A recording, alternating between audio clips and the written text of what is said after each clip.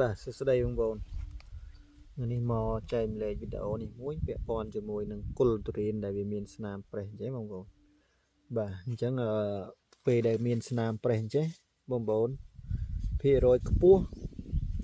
ដែលធ្វើឲ្យវាប្រេះអញ្ចឹងគឺបញ្ហាខ្យល់បាទបញ្ហាខ្យល់តែមួយមុខទេដោតសំខាន់ទៅលើខ្យល់នៅពេលដែល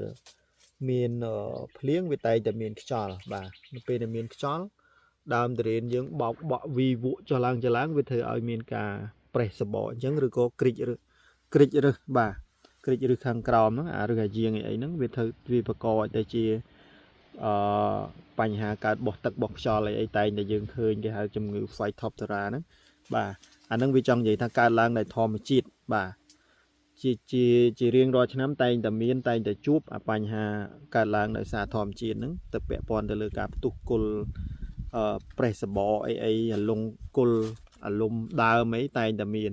អាហ្នឹងវាធម្មជាតិវាអ្នកធ្វើមកអញ្ចឹងក្នុងនាមយើងជាអ្នកដាំយើងសម្របជាមួយធម្មជាតិការពារខ្លះអីខ្លះគឺយើងត្រូវការទុលបាទត្រូវការទុលដើមជាមួយនឹងយើងឆ្នៃមិនឆ្នៃទៅបាទហើយមួយទៀតការកើតឡើងជាមួយជំងឺពាក់ព័ន្ធជាមួយនឹងការប្រើប្រាស់ជីថ្នាំធ្វើបាបវាដើម្បីឲ្យវាចេញផ្កាផ្លែបាទជាពិសេសជីដែលមានពេកាខ្ពស់បាទដាក់មកសម្លាប់ឬបាទដាក់មកសម្លាប់ឬ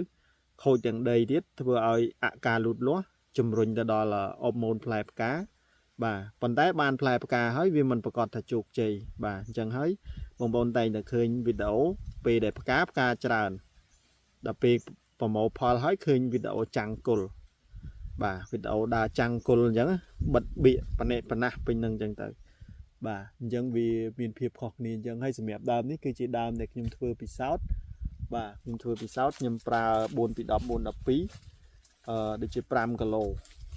មកមុខ2គីឡូកន្លះអញ្ចឹងវា5គីឡូហើយខ្ញុំប្រើ full wig បាញ់ស្រោចវាពីលើជីហ្នឹងអញ្ចឹងតាំងពីធ្វើមកដល់ឥឡូវវាមួយអាទិត្យហើយទៅយើងឃើញវារៀងមានការប្រែប្រួលដែរសម្រាប់ខាងក្នុងវានេះបងប្អូនឃើញអត់បាទឃើញថាកពកផ្កានេះកញ្ចំកយើងកំតាន់ថាកពកផ្កាគេហៅកញ្ចំកហ្នឹង